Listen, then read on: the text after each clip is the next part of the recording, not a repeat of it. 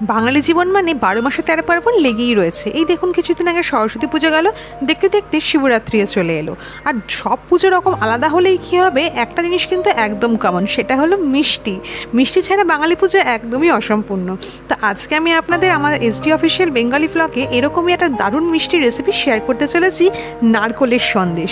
তো এই নারকোলের সন্দেশ বানানোর জন্য আমি এখানে প্রায় 700 ml মতো দুধ নিয়ে নিয়েছি। দুধটা কিন্তু ফুল ক্রিম দুধ হলে ভীষণ ভালো হয়, কারণ ফুল ক্রিম দুধে আমি এর আগেও বলেছি যে মিষ্টি বানানো ভীষণ ভালো হয় এবং ভীষণ ভালো টেস্ট দেয়। তো দুধ এখানে ফুটছে, মিডিয়াম আছে বা লো আছে, সেখানে আমি অন্যদিকে নারকেলটাকে ফাটিয়ে নিচ্ছি। নারকেল এখানে প্রায় গোটা একটা মতো দিলে তো ভালো হয়, কিন্তু আমি এখানে একটা নারকেল দেবো না, অর্ধেকটা নারকেল আমার এখানে প্রয়োজন পড়বে, কারণ আমি এখানে 700 ml মতো দুধ নিয়েছি। তো এরকমভাবেই রেশিওটা হবে, 700 ml দুধ যদি আপনি নেন তাহলে একটা নারকেলের অর্ধেকটা ব্যবহার করবেন।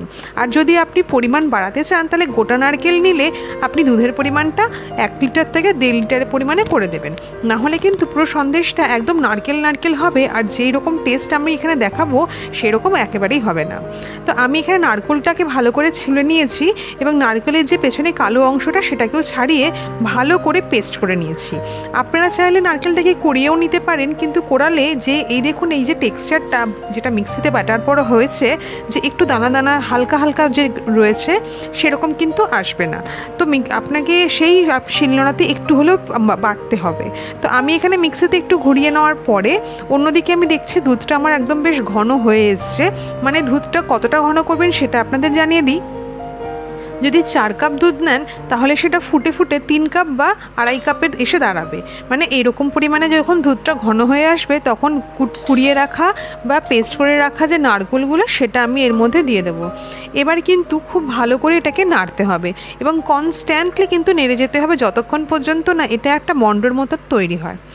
এখানে নারকেলটাকে তৈরি হওয়ার সময় এর মধ্যে আমি আরও কিছু উপকরণ এর মধ্যে অ্যাড করব, যার মধ্যে রয়েছে একটু গুঁড়ো দুধ। গুঁড়ো দুধ কিন্তু এখানে ভীষণ, এই নারকেলের যে সন্দেশটা আমি বানাচ্ছি তার মধ্যে একটা অসাধারণ টেস্ট আনে। গুঁড়ো দুধটা কিন্তু আপনি একদম আপনার পছন্দের মতো বেশি কম করতে পারেন, এর মধ্যে কিন্তু কোনো বাধ্যবাধকতা নেই। তো আমি এখানে 3 থেকে 4 চামচ মতো গুঁড়ো দুধ দিয়েছি। গুঁড়ো দুধটা দেওয়ার পরেই দেখবেন যে এখানে যে নারকেলটা রয়েছে সেটা কিন্তু একটু ঘন ঘন হয়ে আসবে, নারকেল এবং দুধের যে মিক্সচারটা। তো যতক্ষণ না পর্যন্ত এটা একদম পাক হতে থাকে কনস্ট্যান্ট কিন্তু নাড়বেন, এবং চিনিটা দেবেন সবার শেষে, কারণ এর মধ্যে যে আমি দুধটা ঘন করেছিলাম তার তো একটা মিষ্টতা রয়েছে, তারপর নারকেলও একটা খুব ভালো মিষ্টি খাবার, এবং এর মধ্যে আমি গুঁড়ো দুধও অ্যাড করেছি। তো 3টি অলরেডি মিষ্টি জাতীয় জিনিস দিয়েই আমি এটা বানাচ্ছি, সুতরাং অলরেডি এই সন্দেশটা মিষ্টি তো হবেই, তাই জন্য খুব সামান্য পরিমাণে চিনি আমার এখানে প্রয়োজন পড়েছে, মাত্র 2 চামচ মতো আমি এখানে চিনি দিয়েছি। দেখুন প্রায় 10 মিনিট বাদে আমার এখানে নারকেলটা এই রকম পরিমাণে ঘন হয়ে এসছে। কোনোভাবেই কিন্তু এখানে খুন্তিটা সরিয়ে দেওয়া যাবে না, কারণ এই সময় কিন্তু ভীষণ নিচে লেগে যাওয়ার চান্স থাকে। দেখুন যতক্ষণ এই রকম একটা যে কড়াই থেকে উঠে আসছে, এইভাবে যখন মণ্ড তৈরি না হচ্ছে ততক্ষণ পর্যন্ত কনস্ট্যান্টলি কিন্তু এটাকে নেড়ে যেতে হবে। এখন কিন্তু আমার এই নারকেলের পাকটা একদম রেডি। এবার আমি এখানে গ্যাস থেকে এটাকে নামিয়ে দেব। তারপরে একটা কেকের মোল্ডের মধ্যে আমি একটু ঘি মাখিয়ে সেট করে নেব। আপনারা যদি চান তাহলে কিন্তু নর্মালি যে কোনো থালা বা বাটির মধ্যে বা টিফিন বক্সের মধ্যেও আপনি এটাকে সেট করতে পারেন, কোনো সমস্যা নেই। আমার কাছে এই কেকের মোল্ডটা রয়েছে, তার মধ্যে আমি ঘি মাখিয়ে তারপর এই নারকেলের যে পাকটা সেটা এখানে দিয়ে দেবো। এই সময় কিন্তু একেবারে হাত দিয়ে নারকেলের পাকটাকে সেট করতে যাবেন না, কারণ এটা কিন্তু ভীষণ গরম থাকে, তো হাত দিলেই কিন্তু ছ্যাঁকা খেয়ে যাওয়ার ভয় থাকে। তো যতক্ষণ পর্যন্ত না এটা একটু ঠান্ডা হচ্ছে বা তাপটা সহ্য করার মতো হচ্ছে ততক্ষণ কিন্তু এটা একদমই হাত দেওয়া যাবে না। এখানে দেখুন আমি যেই স্প্যাচুলাটা দিয়ে রান্না করছিলাম বা পাক করছিলাম সেটা দিয়ে একটু ফ্ল্যাট করে নিচ্ছি, এবং ফ্ল্যাট এমনভাবেই করতে হবে যাতে থিকনেসটা চারিদিকেই সমান হয়। তো একটু এটাকে ঠান্ডা করে নেওয়ার পর আমি হাত দিয়েই কিন্তু এই থিকনেসটাকে ঠিকমতো সমান করে দিচ্ছি এবং সাইডগুলো বা ধারগুলোকে একটু সমান করার চেষ্টা করছি। এই রকমই কিন্তু আরও নানান রকম মিষ্টি রেসিপির লিঙ্ক, কিংবা বলুন ঝাল বা স্পাইসি বা স্ন্যাক্স কিংবা ভেজ বা নন ভেজ নানান রকম রেসিপির ভিডিওর লিঙ্ক আমার এই ভিডিওর ডেসক্রিপশন বক্সে আমি শেয়ার করে দিয়েছি। আপনারা চাইলে কিন্তু যে কোনো একটা রেসিপি দেখতে পারেন, তাতে কিন্তু কোনো অসুবিধা নেই। আর এখানে দেখুন অলরেডি আমি এটাকে ফ্ল্যাট করে দিয়েছি। এবার ফ্ল্যাট করার পরে এটাকে একটু কিছুক্ষণ আমি ফ্রিজে রেখে দেবো ঠান্ডা হওয়ার জন্য, যাতে এটা সুন্দর একটা সেট হয়ে যায়। যে সমস্ত বন্ধুরা আমার ভিডিওগুলো দেখছো এবং পছন্দ করছো, ভীষণ আমি দেখতে পাচ্ছি তোমরা লাইক করছো এবং অনেক কমেন্টও আসছে। আমি সবার চেষ্টা করি যে কমেন্টগুলোতে রিপ্লাই দেওয়ার। আর যারা এখনও পর্যন্ত আমার চ্যানেলটাকে সাবস্ক্রাইব করেননি তাদের কাছে রিকোয়েস্ট, আমার চ্যানেলটাকে SD অফিসিয়াল বেঙ্গলি কিন্তু প্লিজ সাবস্ক্রাইব করে নেবেন। ইউটিউবের বন্ধুরা যারা এখনও পর্যন্ত আমার চ্যানেল পেজটাকে ফলো করোনি তাদের কাছে রিকোয়েস্ট, আমার পেজ SD অফিসিয়ালকে প্লিজ ফলো করে নিও। ভালো লাগলে অবশ্যই কিন্তু লাইক করতে একদম ভুলবেন না। তো দেখুন এখানে প্রায় 15 মিনিট মতো আমি ফ্রিজে এটাকে রেখে দিয়েছিলাম একটু ঠান্ডা হওয়ার জন্য বা সেট হওয়ার জন্য। ঠান্ডা হয়ে যাওয়ার পরে আমি এটাকে একটু প্লেটের মধ্যে রেখে দিয়েছি। আমি মিষ্টি দিতে কেন বারণ করছিলাম দেখুন, এটা হচ্ছে তার আরেকটা কারণ। এর ওপরে আমি একটু গুঁড়ো দুধের একটা লেয়ার দেবো বা ওপর দিয়ে এটাকে একটু সাজিয়ে দেবো। কি বলুন তো, আগে দর্শনদারি পরে গুণবিচারী, এই যে কথাটা রয়েছে এটা কিন্তু একদম 100% সঠিক। যখন আমরা খাবারের ক্ষেত্রে তো একদমই সঠিক, যতক্ষণ না খাবারটাকে দেখে আমার ভক্তি হবে ততক্ষণ পর্যন্ত সেটাকে খেয়ে বা খাইয়ে আপনি তৃপ্তি পাবেন না। তো সেক্ষেত্রে আমি এই যে সন্দেশের যে পাকটা তৈরি করেছি সেটার ওপর দিয়ে এটাকে সুন্দর করে সাজিয়ে দিচ্ছি। কারণ আমার আগাগোড়াই আপনারা যতগুলোই রান্না দেখেছেন বা রেসিপি দেখেছেন সেগুলো দেখেছেন যে আমি সবসময় রেসিপি বা রান্নাগুলোকে খুব সুন্দর করে সাজিয়ে তারপরে পরিবেশনের জন্য আপনাদেরকে দেখাই।